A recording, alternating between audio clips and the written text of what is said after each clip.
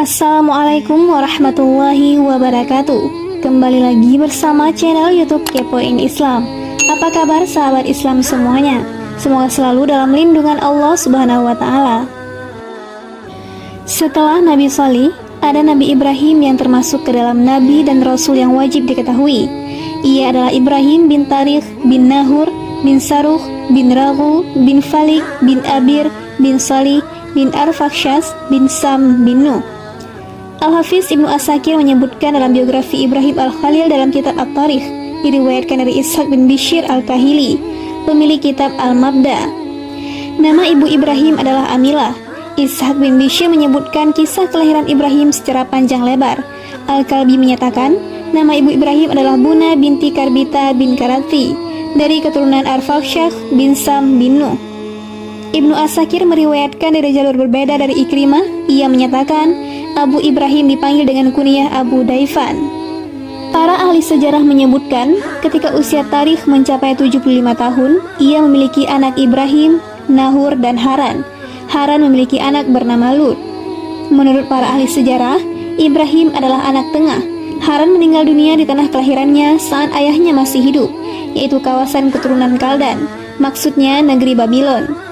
Inilah data yang sahih dan masyhur di kalangan para ahli biografi, sejarah, dan peristiwa.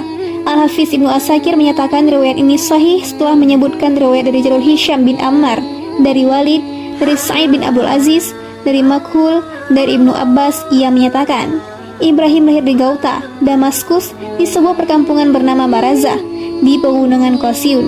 Setelah itu Ibnu Asakir mengatakan, yang benar Ibrahim lahir di Babylon. Adanya Ibrahim dikaitkan dengan kawasan tersebut karena ia pernah salat di sana saat datang untuk membantu Nabi Lut.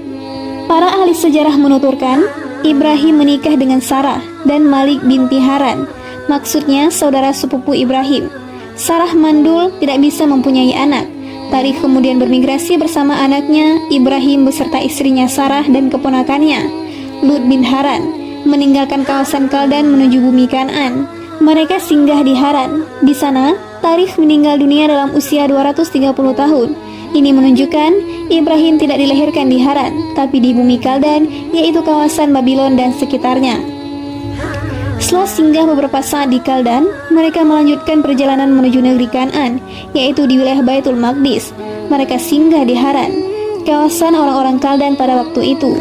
Mereka juga singgah di Jazirah dan Syam. Mereka menyembah 7 bintang, dan orang-orang yang menghuni kota Damaskus juga memeluk agama yang sama. Mereka menghadap ke arah kutub selatan, menyembah 7 bintang dengan berbagai macam ritual gerakan maupun ucapan. Karena itulah, di setiap 7 pintu gerbang Damaskus kuno terdapat patung bintang tersebut. Mereka mengadakan hari-hari besar dan kurban untuk bintang-bintang yang mereka sembah. Demikian pula dengan penduduk Haran. Mereka menyembah bintang-bintang dan berhala, tidak terkecuali dengan penduduk seluruh bumi kala itu. Mereka semua kafir, kecuali Ibrahim beserta istri dan keponakannya, Lut alaihissalam. Melalui sosok Ibrahim, Allah melenyapkan keburukan-keburukan tersebut, melenyapkan kegelapan yang ada, karena sejak masih kecil, Ibrahim sudah dikaruniai akal dan jalan yang lurus, untuk selanjutnya diangkat sebagai Rasul sekaligus kekasih Allah saat menginjak dewasa. Allah berfirman, dan sungguh, sebelum dia, Musa dan Harun telah kami berikan kepada Ibrahim petunjuk, dan kami telah mengetahui dia. Quran Surah Al-Anbiya ayat 51, yaitu Ibrahim patut untuk mendapat petunjuk. Nabi Ibrahim pertama kali menyampaikan dakwah kepada ayahnya, karena ayah adalah orang yang paling berhak untuk mendapatkan nasihat tulus. Ayahnya termasuk di antara mereka yang menyembah patung, seperti yang Allah sampaikan dalam firman-Nya. Dan ceritakanlah Muhammad kisah Ibrahim di dalam kitab Al-Quran. Sesungguhnya, dia adalah seorang yang sangat membenarkan seorang nabi. Ingatlah ketika dia Ibrahim berkata kepada ayahnya, "Wahai ayahku, mengapa engkau menyembah sesuatu yang tidak mendengar, tidak melihat, dan tidak dapat menolongmu sedikit pun? Wahai ayahku, sungguh telah sampai kepadaku sebagian ilmu yang tidak diberikan kepadamu. Maka ikutilah aku, niscaya aku akan menunjukkan kepadamu jalan yang lurus. Wahai ayahku, janganlah engkau menyembah setan. Sungguh, setan itu durhaka kepada Rabb yang Maha Pengasih. Wahai ayahku, aku sungguh khawatir engkau akan ditimpa azab dari Rabb yang Maha Pengasih, sehingga engkau menjadi teman bagi setan." Dia, ayahnya, berkata, "Bencikah engkau kepada Tuhan-Tuhanku, wahai Ibrahim? Jika engkau tidak berhenti, pasti engkau akan kurajam. Maka tinggalkanlah aku untuk waktu yang lama." Dia Ibrahim berkata, "Semoga keselamatan dilimpahkan kepadamu. Aku akan memohonkan ampunan bagimu kepada Tuhanku. Sesungguhnya Dia sangat baik kepadaku, dan aku akan menjauhkan diri darimu dan dari apa yang engkau sembah selain Allah. Dan aku akan berdoa kepada Tuhanku. Mudah-mudahan aku tidak akan kecewa dengan berdoa kepada Tuhanku." Quran Surah Maryam ayat 41-48. Allah menyebutkan dialog dan perdebatan antara Ibrahim dengan ayahnya tentang bagaimana Ibrahim mengajak ayahnya menuju kebenaran dengan tutur kata lembut dan isyarat yang baik, menjelaskan kebatilan paganisme yang dianutnya, berhala-berhala yang sama sekali tidak bisa mendengar orang yang menyembahnya, juga tidak bisa melihat tempat keberadaannya. Benda seperti ini bagaimana mungkin bisa menolong atau memberikan kebaikan, rezeki atau pertolongan? Selanjutnya, Ibrahim mengingatkan ayahnya pada petunjuk dan ilmu bermanfaat yang diberikan Allah kepadanya, meski secara usia ia lebih muda. "Wahai ayahku, sungguh telah sampai kepadaku sebagian ilmu yang tidak diberikan kepadamu, maka ikutilah aku, niscaya aku akan menunjukkan kepadamu jalan yang lurus." Quran Surah Maryam ayat 43, yaitu jalan lurus, jelas, mudah yang mengantarkanmu menuju kebaikan dunia dan akhirat. Namun karena ayah berpaling dari petunjuk dan nasihat yang disampaikan Ibrahim, enggan menerima dan mengamalkannya, bahkan malah mengancamnya. Ia berkata, "Bencikah engkau kepada Tuhan-Tuhanku, wahai Ibrahim? Jika engkau tidak berhenti, pasti engkau akan aku rajam." Ada yang menyatakan dengan tutur kata, sedangkan pendapat lain dengan tindakan. "Maka tinggalkanlah aku untuk waktu yang lama," yaitu putuskan hubungan kita dan tinggalkan aku untuk waktu yang lama. Saat itu Ibrahim berkata pada ayahnya, "Semoga keselamatan dilimpahkan kepadamu, yaitu semoga kau tidak tertimpa hal-hal yang tidak diinginkan karenaku." Bahkan Ibrahim menuturkan kata-kata baik lagi. Ia berkata, "Aku akan memohonkan ampunan bagimu kepada Tuhanku. Sesungguhnya Dia sangat baik kepadaku." Ibnu Abbas dan lainnya menafsirkan, yaitu maha lembut, yaitu dalam memberiku petunjuk untuk beribadah kepadanya, beramal dengan ikhlas untuknya semata. Karena itu Ibrahim mengatakan, "Dan aku akan menjauhkan diri darimu dan dari apa yang engkau sembah selain Allah, dan aku akan berdoa kepada Tuhanku. Mudah-mudahan aku tidak akan kecewa dengan berdoa kepada Tuhanku." Quran Surah Maryam ayat 41-48. Dan benar, Ibrahim memohonkan ampunan untuk ayahnya seperti yang pernah ia janjikan. Namun setelah terbukti dengan jelas bahwa ayahnya adalah musuh Allah, Ibrahim melepaskan diri darinya. Seperti disampaikan Allah, adapun permohonan ampunan Ibrahim kepada Allah untuk bapaknya tidak lain hanyalah karena suatu janji yang telah diikrarkannya kepada bapaknya. Maka ketika jelas bagi Ibrahim bahwa bapaknya adalah musuh Allah, maka Ibrahim berlepas dari dirinya. Sungguh, Ibrahim itu seorang yang sangat lembut hatinya lagi penyantun. Quran Surah At-Taubah ayat 114. Imam Bukhari menuturkan, "Ismail bin Abdullah bercerita kepada kami, saudaraku Abdul Hamid bercerita kepadaku, dari Ibnu Abi Dzib, dari Sa'id al-Makburi, dari Abu Hurairah, dari Nabi SAW beliau bersabda, Ibrahim bertemu ayahnya, Azar pada hari kiamat. Pada wajah Azar terdapat asap dan debu. Lalu Ibrahim berkata padanya, bukankah aku sudah pernah mengatakan kepadamu, jangan mendurhakaiku? Pada hari ini, aku tidak akan mendurhakaimu, kata ayahnya. Ibrahim kemudian mengucapkan, ya Rob, sungguh kau pernah berjanji padaku untuk tidak menghinakanku pada hari semua makhluk dibangkitkan. Lalu kehinaan mana yang lebih menghinakan dari ayahku yang paling jauh? Allah Ta'ala kemudian berfirman, sungguh, aku haramkan surga bagi orang-orang kafir. Kemudian dikatakan, wahai Ibrahim, lihatlah apa yang ada di bawah kedua kakimu. Ibrahim melihat, ternyata ada serigala berlumuran kotoran. Kaki-kakinya kemudian diraih lalu dilemparkan ke neraka. Dalam kitab tafsir, Imam Bukhari menyatakan, Ibrahim bin Tahman meriwayatkan dari Ibnu Abi Dzib, dari Sa'id al-Makburi, dari ayahnya, dari Abu Hurairah. Demikian pula riwayat An-Nasa'i dari Ahmad bin Hafsah bin Abdullah, dari ayahnya, dari Ibrahim bin Tahman, dengan matan yang sama. Bazar meriwayatkan hadis ini dari Hammad bin Salama, dari Ayyub, dari Muhammad bin Sirin, dari Abu Hurairah, dari Nabi SAW dengan matan yang hampir sama. Namun rangkaian matanya agak aneh. Bazar juga meriwayatkan hadis ini dari Qatadah, dari Uqbah bin Abdul Ghafir, dari Abu Sa'id, dari Nabi SAW dengan matan yang sama. Allah berfirman, dan ingatlah ketika Ibrahim berkata kepada ayahnya Azar, pantaskah engkau menjadikan berhala-berhala itu sebagai Tuhan? Sesungguhnya Aku melihat engkau dan kaummu dalam kesesatan yang nyata. Quran Surah Al-An'am ayat 74. Ini menunjukkan nama ayah Ibrahim adalah Azar. Namun menurut mayoritas ahli nasab, di antaranya Ibnu Abbas, menyebut namanya Tarikh, seperti yang disebut ahli kitab.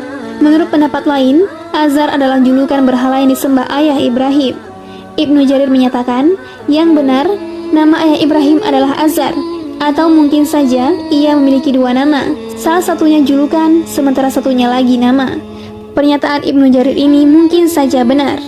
Allah berfirman, dan demikianlah kami perlihatkan kepada Ibrahim kekuasaan kami yang terdapat di langit dan di bumi, dan agar dia termasuk orang-orang yang yakin. Ketika malam telah menjadi gelap, dia Ibrahim melihat sebuah bintang, lalu dia berkata, inilah Tuhanku. Maka ketika bintang itu terbenam, dia berkata, aku tidak suka kepada yang terbenam. Lalu ketika dia melihat bulan terbit, dia berkata, inilah Tuhanku. Tetapi ketika bulan itu terbenam, dia berkata, sungguh jika Tuhanku tidak memberi petunjuk kepadaku, pastilah aku termasuk orang-orang yang sesat. Kemudian ketika dia melihat matahari terbit, dia berkata, inilah Tuhanku, ini lebih besar. Tetapi ketika matahari terbenam, dia berkata, wahai kaumku, sungguh aku berlepas diri dari apa yang kamu persekutukan. Aku hadapkan wajahku kepada Allah yang menciptakan langit dan bumi dengan penuh kepasrahan mengikuti agama yang benar. Dan aku bukanlah termasuk orang-orang musyrik. Dan kaumnya membantahnya. Dia Ibrahim berkata, apakah kamu hendak membantahku tentang Allah, padahal dia benar-benar telah memberi petunjuk kepadaku? Aku tidak takut kepada malapetaka dari apa yang kamu persekutukan dengan Allah, kecuali Tuhanku menghendaki sesuatu. Ilmu Tuhanku meliputi segala sesuatu. Tidakkah kamu dapat mengambil pelajaran? Bagaimana aku takut kepada apa yang kamu persekutukan dengan Allah, padahal kamu tidak takut dengan apa yang Allah sendiri tidak menurunkan keterangan kepadamu untuk mempersekutukannya? Manakah dari kedua golongan itu yang lebih berhak mendapatkan keamanan dari malapetaka jika kamu mengetahui?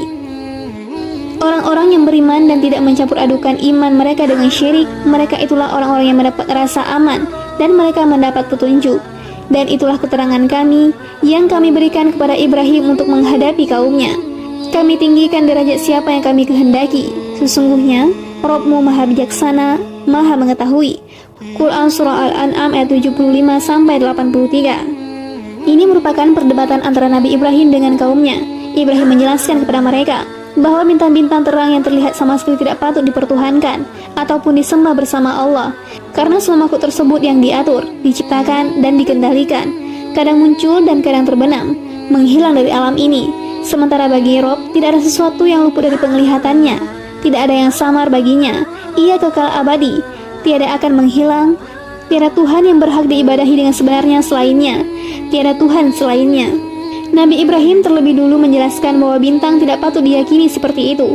Menurut salah satu pendapat, bintang yang disembah adalah bintang Vesper. Selanjutnya beralih ke bulan yang sinarnya lebih terang dan lebih indah. Berikutnya beralih ke matahari yang paling terlihat besar dan paling terang. Nabi Ibrahim menjelaskan, semua itu adalah makhluk yang diatur, diperjalankan, ditentukan, dan dipelihara, seperti yang Allah firmankan, dan sebagian dari tanda-tanda kebesarannya ialah malam, siang, matahari, dan bulan. Janganlah bersujud kepada matahari, dan jangan pula kepada bulan, tetapi bersujudlah kepada Allah yang menciptakannya, jika kamu hanya menyembah kepadanya. Quran Surah Fussilat ayat 78.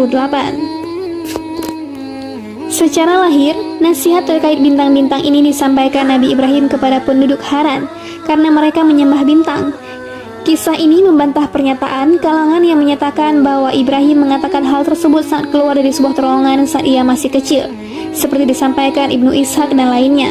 Kabar ini bersumber dari kisah-kisah Israiliyat yang tidak bisa dipercaya, terlebih jika menyalahi kebenaran. Sementara penduduk Babylon, mereka menyembah berhala. Mereka inilah yang didebat Ibrahim, dan berhala-berhala mereka dihancurkan Ibrahim, diperlakukan secara hina, dan dijelaskan sisi kebatilannya, seperti yang Allah sampaikan dalam firman-Nya. Dan dia Ibrahim berkata, sesungguhnya berhala-berhala yang kamu sembah selain Allah hanya untuk menciptakan perasaan kasih sayang di antara kamu dalam kehidupan di dunia. Kemudian pada hari kiamat, sebagian kamu akan saling mengingkari dan saling mengutuk, dan tempat kembalimu ialah neraka, dan sama sekali tidak ada penolong bagimu. Quran Surah Al-Ankabut ayat 25. Allah mengabarkan tentang Nabi Ibrahim, ia mengingkari penyembahan berhala yang dilakukan kaumnya, menjelaskan kehinaan dan kekerdilan para berhala di tengah-tengah mereka, dengan mengatakan, patung-patung apakah ini yang kamu tekun menyembahnya? Quran Surah Al-Anbiya ayat 52. yaitu yang kalian sembah dengan tekun dan tunduk padanya. Mereka menjawab, kami mendapati nenek moyang kami menyembahnya. Quran Surah Al-Anbiya ayat 53. Mereka tidak memiliki hujah apapun selain meniru tradisi nenek moyang dan para leluhur, serta penyembah sekutu-sekutu yang mereka anut. Sesungguhnya, kamu dan nenek moyang kamu berada dalam kesesatan yang nyata. Quran Surah Al-Anbiya ayat 54. Seperti disampaikan Allah melalui ayat berbeda. Ingatlah ketika dia berkata kepada ayahnya dan kaumnya, apakah yang kamu sembah itu? Apakah kamu menghendaki kebohongan dengan sesembahan selain Allah itu? Maka bagaimana anggapanmu terhadap Rabb seluruh alam? Quran Surah As-Saffat ayat 85-87. Qatadah menafsirkan, bagaimana menurut dugaan kalian? Apa yang akan ia perlakukan kepada kalian ketika bertemu dengannya kelak, sementara kalian menyembah selainnya? Ibrahim mengatakan kepada kaumnya, apakah mereka mendengarmu ketika kamu berdoa kepadanya? Atau dapatkah mereka memberi manfaat atau mencelakakan kamu? Mereka menjawab, tidak. Tetapi kami dapati nenek moyang kami berbuat begitu. Quran Surah Asy-Syu'ara ayat 72-74. Mereka sebenarnya menerima penjelasan Ibrahim bahwa berhala-berhala sama sekali tidak mendengar orang yang memohon, tidak bisa memberi manfaat ataupun menolak mara bahaya sedikit pun. Namun, mereka tetap saja menyembahnya karena mengikuti jejak para pendahulu. Dan siapapun yang sama-sama sesat seperti mereka dari kalangan para leluhur dan nenek moyang yang bodoh. Karena itu, Ibrahim mengatakan kepada mereka, apakah kamu memerhatikan apa yang kamu sembah, kamu dan nenek moyang kamu yang terdahulu? Sesungguhnya mereka apa yang kamu sembah itu musuhku, lain halnya Rabb seluruh alam. Quran Surah Asy-Syu'ara ayat 75-77. Ini bukti nyata atas kebatilan ketuhanan berhala-berhala yang mereka klaim. Ibrahim melepaskan diri dan mencela semua berhala yang mereka sembah. Andai kata berhala-berhala bisa menimpakan mara bahaya, tentu sudah membahayakan Nabi Ibrahim. Atau seandainya bisa memberikan pengaruh, tentu Ibrahim sudah terkena imbasnya. Mereka berkata, apakah engkau datang kepada kami membawa kebenaran atau engkau main-main? Quran Surah Al-Anbiya ayat 55. Mereka berkata, kata-kata yang kau ucapkan pada kami ini, hinaan yang kau layangkan pada Tuhan-Tuhan kami, dan cercaan terhadap para leluhur kami ini, apakah kau sampaikan dengan benar dan serius, ataukah hanya main-main? Dia Ibrahim menjawab, sebenarnya Tuhan kamu ialah Rabb pemilik langit dan bumi. Dialah yang telah menciptakannya, dan aku termasuk orang yang dapat bersaksi atas itu. Quran Surah Al-Anbiya ayat 56. Yaitu bukan bercanda, bukan bermain-main, tetapi aku ucapkan semua itu dengan serius dan benar. Rabb kalian tidak lain adalah Allah. Tiada ilahi yang berhak diibadahi dengan sebenarnya selainnya. Rabb kalian juga Rabb segala sesuatu, pencipta langit dan bumi, pencipta keduanya tanpa contoh sebelumnya. Dialah semata yang berhak diibadahi, tiada sekutu baginya, dan aku termasuk orang yang bersaksi atas hal itu. Perkataan Ibrahim, dan demi Allah, sungguh aku akan melakukan tipu daya terhadap berhala-berhalamu setelah kamu pergi meninggalkannya.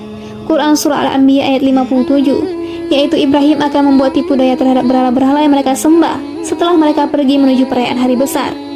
Menurut pendapat lain, Nabi Ibrahim mengatakan hal itu di dalam hati. Ibnu Mas'ud mengatakan, ada sebagian yang mendengar kata-kata Nabi Ibrahim itu. Wallahu a'lam.